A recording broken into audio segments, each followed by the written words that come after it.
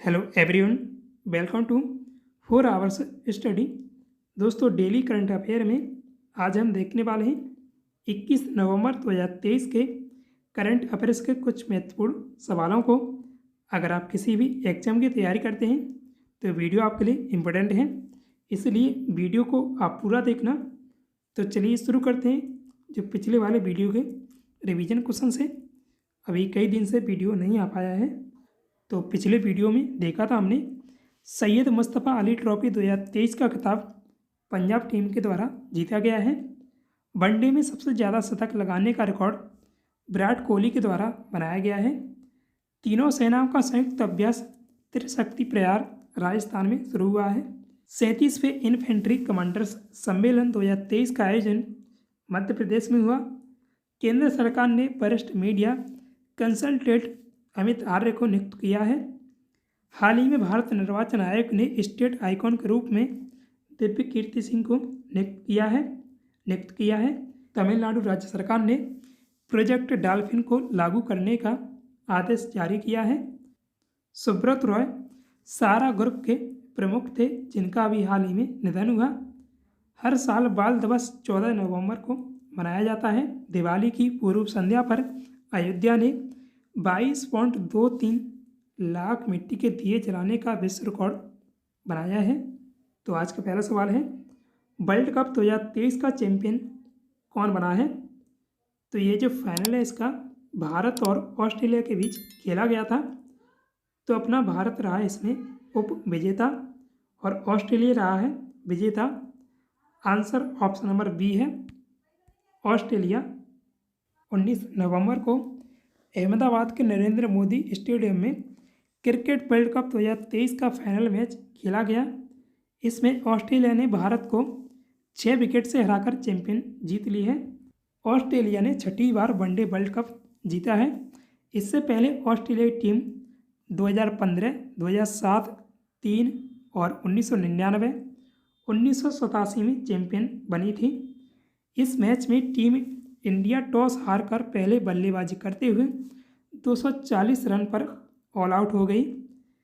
241 run का target ऑस्ट्रेलियाई team ने 43 ओवर में 4 विकेट खोकर हासिल कर लिया। ऑस्ट्रेलिया के ट्रेविस हेड ने 137 रन की शतकीय पारी खेली, जबकि मार्शन लाबुसाने ने नाबाद 58 रन बनाए। वर्ल्ड कप के फाइनल मैच में ट्रेविस हेड को प्लेयर ऑफ द मैच चुना गया है। और वर्ल्ड कप 2023 में विराट कोहली ने सबसे ज़्यादा 765 रन बनाए हैं। उन्हें प्लेयर ऑफ द सीरीज चुना गया है। किस भारतीय क्रिकेटर ने 7 विकेट लेकर वर्ल्ड कप में 50 विकेट पूरा करने का नया रिकॉर्ड कायम किया है? तो ये रिकॉर्ड मोहम्मद शमी के द्वारा बनाया गया है। आंसर ऑप्शन नंबर बी है, मोहम्मद शमी। 15 नवंबर को मुंबई के वानखेड़े स्टेडियम में भारत और न्यूजीलैंड के बीच आईसीसी वर्ल्ड कप का सेमीफाइनल मैच खेला गया। इस मैच में मोहम्मद शमी ने 7 विकेट लेकर वर्ल्ड कप में 50 विकेट पूरा करने का नया रिकॉर्ड कायम किया है। इस मैच में Mohammed Shami man of the match चुने गए। वर्ल्ड कप 2023 में मोहम्मद शमी ने सबसे ज़्यादा 5 विकेट हॉल लिए हैं। मोहम्मद शमी ने वर्ल्ड कप 2023 में सबसे ज़्यादा 23 विकेट लिए हैं। वर्ल्ड कप 2023 में शमी ने ऑस्ट्रेलियाई गेंदबाज एडम जंपा के 22 विकेट का रिकॉर्ड तोड़ा है। तीसरे नंबर पर श्रीलंका के दिलशान मधुशंका, इन्होंने 21 विकेट लिए हैं। और चौथे नंबर पर भारत के जसप्रीत बुमराह हैं, इन्होंने इसमें 20 विकेट लिए हैं। मोहम्मद शमी ने वर्ल्ड कप 2023 में सर्वाधिक 24 विकेट लिए हैं। वहीं इस मामले में 23 विकेट लेकर ऑस्ट्रेलिया के गेंदबाज एडम जंपा दूसरे नंबर पर रहे हैं। देखिए यहाँ तो ये जो रिकॉर्ड बनाया था तब की बात हुई थी, उसमें 23 विकेट लिए थे। लेकिन ओवरऑल जो 2023 के वर्ल्ड कप में उन्होंने जो मोहम्मद शमी ने 24 विकेट लिए हैं, जो कि सर्वाधिक विकेट हैं उनके द्वारा लिए गए। भारत अंतर्राष्ट्रीय विज्ञान महोत्सव यानी IISF का 9वां संस्करण कहाँ आयोजित किया जाएगा? तो इसका आयोजन होगा हरियाणा में। आंसर ऑप्शन नंबर बी है, हरियाणा। भारत अंतर्राष्ट्रीय विज्ञान महोत्सव यानी IISF का 9वां संस्करण 17 से 20 जनवरी 2024 तक हरियाणा के फरीदाबाद में आयोजित किया जाएगा।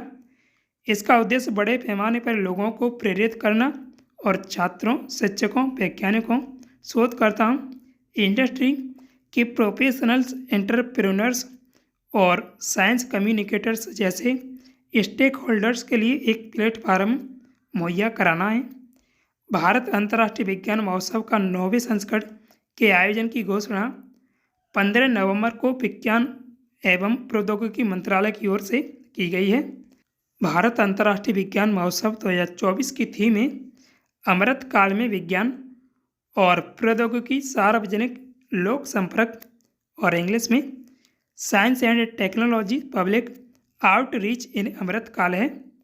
इसमें विभिन्न क्षेत्र से आने वाले राष्ट्रीय और अंतर्राष्ट्रीय विशेषज्ञों के जरिए सेमिनार, बातचीत, प्रदर्शनियाँ, प्रतियोगिता, workshop, knowledge sharing activity, technology कार्यक्रम आदि आयोजित किया जाएगा।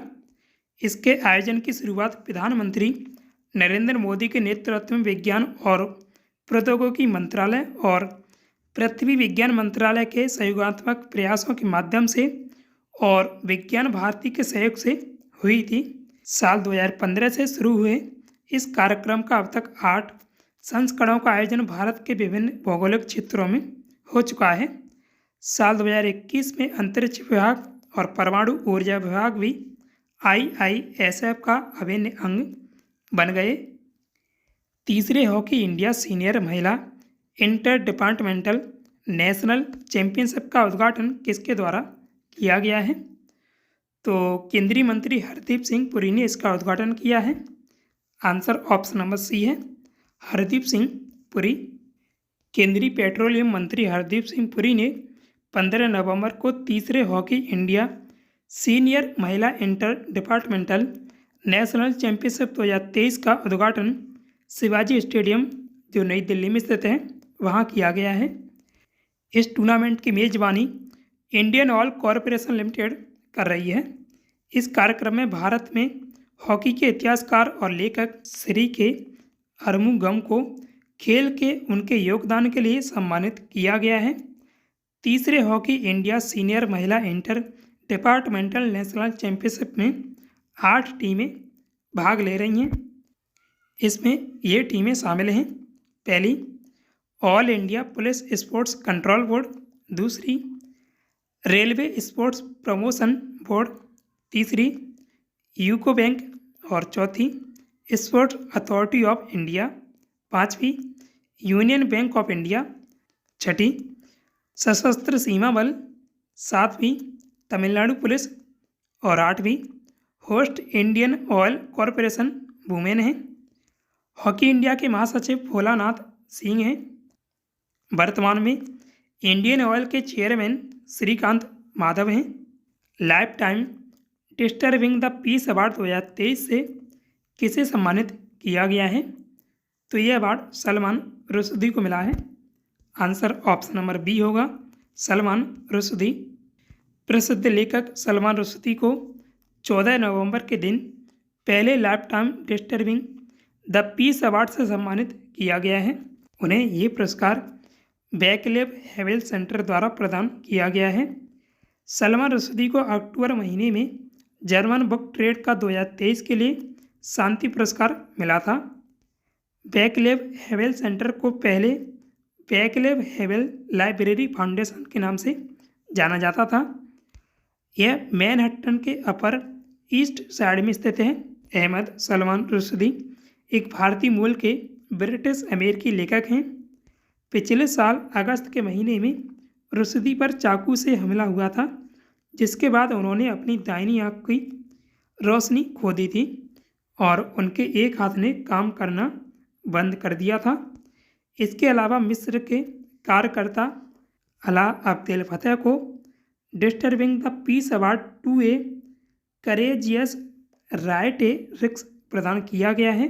अब्देल फतेह हिरासत में लिए जाने के बावजूद मिस्र की तानाशाही शासन के खिलाफ विपक्ष की छवि बने हुए हैं।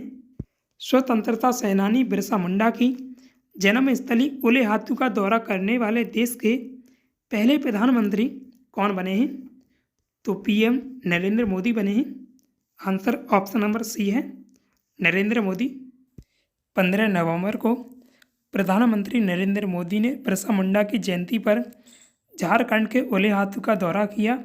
इस दौरान पीएम मोदी ने प्रदेश में पीवीटीजी डेवलपमेंट मिशन के तहत 24,000 करोड़ रुपए की परियोजनाओं का उद्घाटन भी किया। नरेंद्र मोदी स्वतंत्रता सेनानी बिरसा मुंडा की जन्मस्थली ओले हाथू का दौरा करने वाले देश के पहले प्रधानमंत्री हैं। पार्टिकुलरली वल्नरेबल ट्राइबल ग्रुप्स यानी पीवीटीजी डेवलपमेंट मिशन का उद्देश्य आदिवासी आबादी को मजबूत बनाना है। देश के 18 राज्यों और केंद्र शासित प्रदेशों में 75 पीवीटीजी हैं। पीएम मोदी ने प्रधानमंत्री किसान योजना की 15वीं किस्त की 18,000 करोड़ रुपए की राशि भी जारी की है। उन्होंने झारखंड के आदिवासियों के लिए 7500 करोड़ रुपए की परियोजनाओं का भी शिलान्यास किया। जनजाति गौरव दिवस के मौके पर विकसित भारत संकल्प यात्रा का शुभारंभ किया। NH 133 4 लेन और NH 114A 4 लेन की आधारशिला रखी है। 49,000 करोड़ रुपए की जनजाति कल्याण और विकास परियोजनाओं का शुभारंभ भी किया। IIM रांची का नया परिसर और IIT ISM धनबाद के लिए छात्रावास का उद्घाटन भी किया, नए छात्रावास का।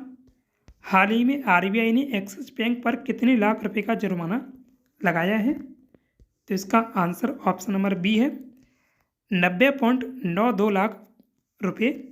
भारतीय रिजर्व बैंक ने प्राइवेट सेक्टर के बैंक एक्सिस बैंक पर 90.92 लाख रुपए का जुर्माना लगाया है। RBI ने 16 नवंबर को जारी किए गए प्रेस रिलीज में इस बात की जानकारी दी।